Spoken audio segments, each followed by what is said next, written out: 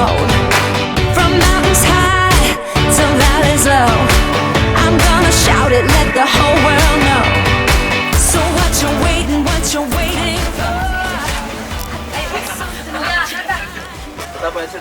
Thank you. Sige, siya na yung baso. Ako ko matulog. Oo, may plastic.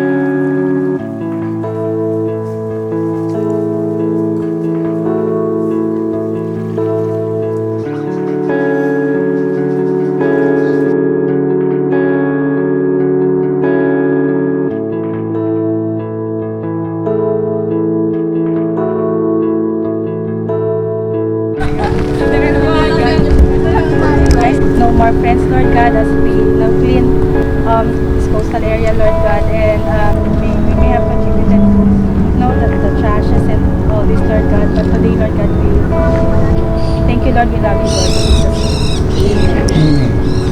Alright, thank you, Myla. Good morning again, everyone. My name is Cher, and I would like to welcome you all in Outreach Club's Q3 event.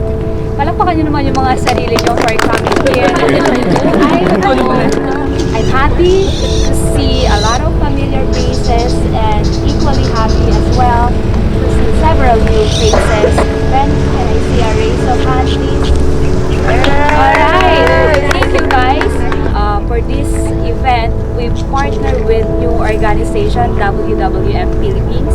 Thank you so much again. As we continue our day-to-day and as we go home, may we bring that experience.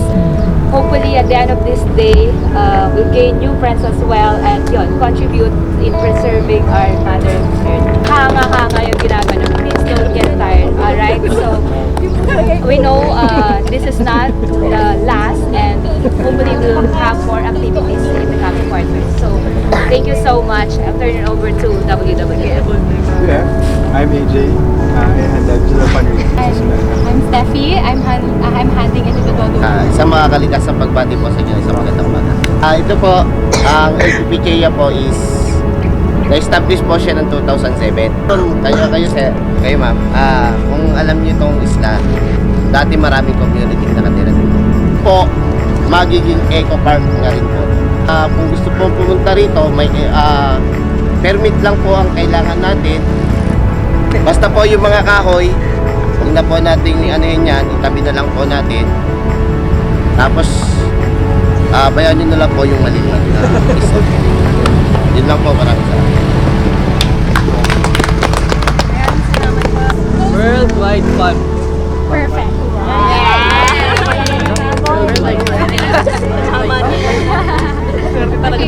So the reason why we are here po is to do basically coastal cleanup, and we want na to involve yung mga individual donors like you or supporters or even partners or even corporate allies po na to participate with us and to continue yung battle, yung war against single-use plastics. So just like what si Kuya or Romar said, segregation pa tayo ha. Ang pinakamarami po dito obviously is plastics. So let's take 2 sacks for plastics, 2 sacks for PET bottles, 1 sack for rubber, 1 sack for glass, and 1 sack for styrofoam. Okay, so it's already price ng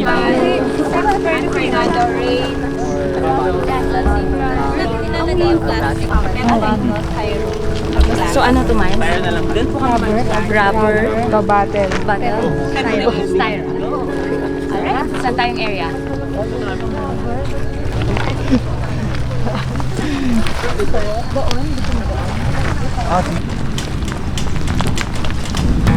Alright, 1 minute. Si Paul, storm team din yan. Paul. Anong team mo nga? Tech writer engineer. Okay. Alright. Engineering. Anong product? DELTEK. Okay, okay. Usually kami PM Compass. So, yan. Partnership. Alright, let's do this. Ay, nasan yung mga... Sina Will? Naiwan doon. Will! Kailan na natin? Blast.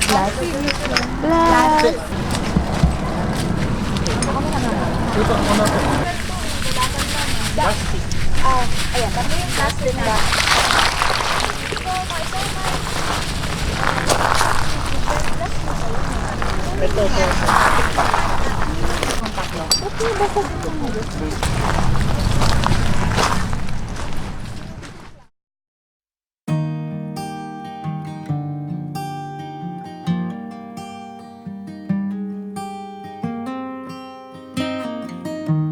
Growing up, I couldn't wait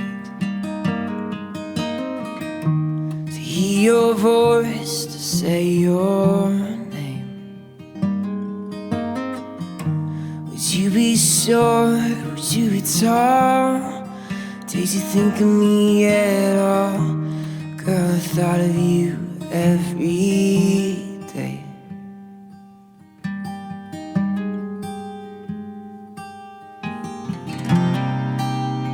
You look so beautiful in white.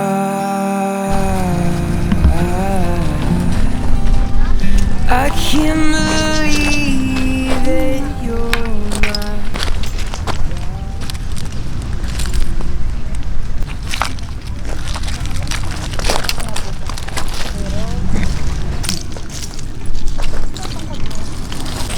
Kaya pag bakal sa sama.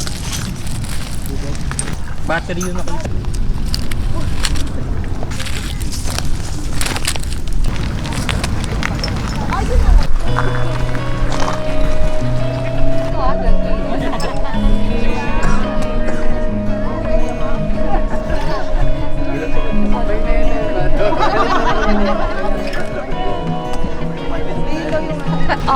Actually, this year, this quarter, we partner with WWF. Ang main focus nila is improving yung lives ng mga people sa communities. I know and I keep on hearing sa mga volunteers, gusto nila more than providing donation or yung financial help, time din yung gusto nilang i-provide na ano, which I think very valuable, especially sa employees ni DELTEK.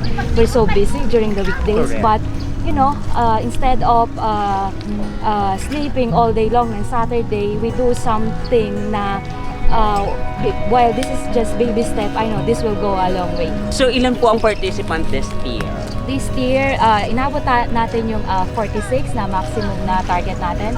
Despite very short notice, pansin nyo, before talagang month-long yung sign up, but since it took us a while to get the approval or yung accreditation ng new organization, na-shorten yung time ng registration. But despite the fact na gano'n, napuno pa din natin yung registration. Correct. So thank Kasi you so much. Naalala ko parang, I'm not sure last year, parang mga...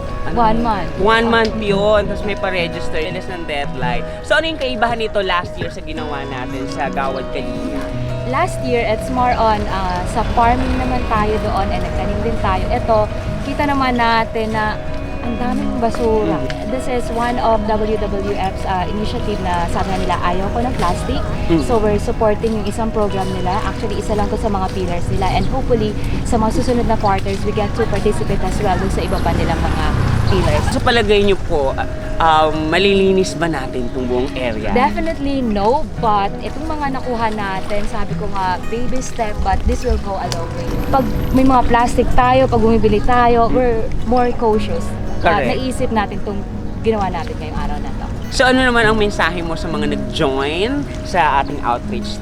Puso po yung pasasalamat ko. Sabi ko nga, yung outreach na 11 years, we won't reach yung ganito katagal without you guys, volunteers, supporting us kahit anong activities. So maraming salamat. Ilan ang mga new volunteers? Kanina, nung tinanong ko, it seems like majority first-timer ngayong ano na to. Ang nakakatawa din is, meron tayong mga regular volunteers. It's a combination of new and familiar faces. Alright, so next year, what do we expect? Okay, so Future agad. we have something lined up na every quarter. Expect natin yung Teach the Scholars natin. So last year, actually early this year, yun yung first Teach the Scholars natin. Magbe-benefit din yung mga scholars talaga. So expect na every first quarter, Teach the Scholar tayo. Second quarter, it would be back to school, backup a scholar program. So happy na for this year, almost 100% ng elementary and secondary scholars natin, finance siya ng employees natin. Third quarter, ito yung big event natin. So we'll see kung saan tayo pupunta, but something different as well dito sa ginawa natin ngayon. Do you think in relation pa rin siya sa environment, or are we going to focus naman sa mga individual? It would depend kung ano yung mga naka-line up din ng mga partner organization natin. So we'll continue to coordinate with them and see paano tayo makakatulong in our own little way. Correct! So for that, so malinis na.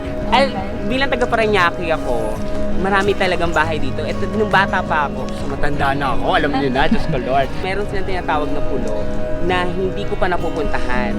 So ito pala yun. In fairness, so kung gano'ng karami ang bahay dito at ganito na siya ngayon, bongga na. Sabi ni Sir Romer, 85% na raw yung naging progress nito. Thank you. Diba? Nakakatawa kami, sir. For that, happy! Ganun ka din, madam.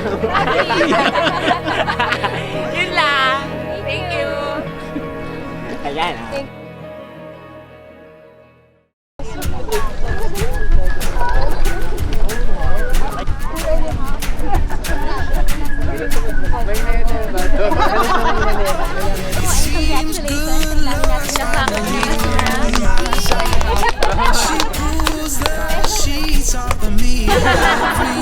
Feels like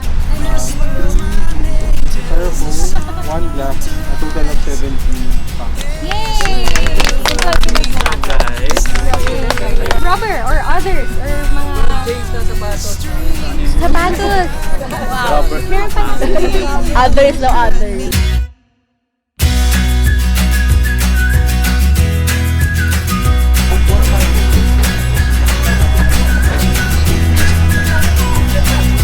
Carve our names into that old oak tree, buzzing with song just like the bird. Maano siya magbalahibo. Yo. Tsaka yung hindi basta na natin kakainin, hugasan natin kasi pag kinain na natin basta yun kakatingin kayo. Sama chili po. Ito po. Yes po. Kung mayroon man pong magpuputol dito, may kaulo ko lang parusa dito. I got all I could ever need. I swear you walked out of my wildest dreams. Yeah, I got you, honey, and you got me.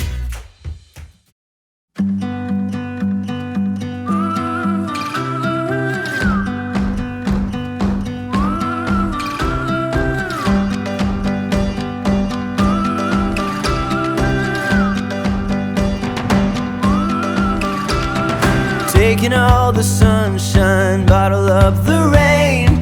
Go where the wind blows, let it show the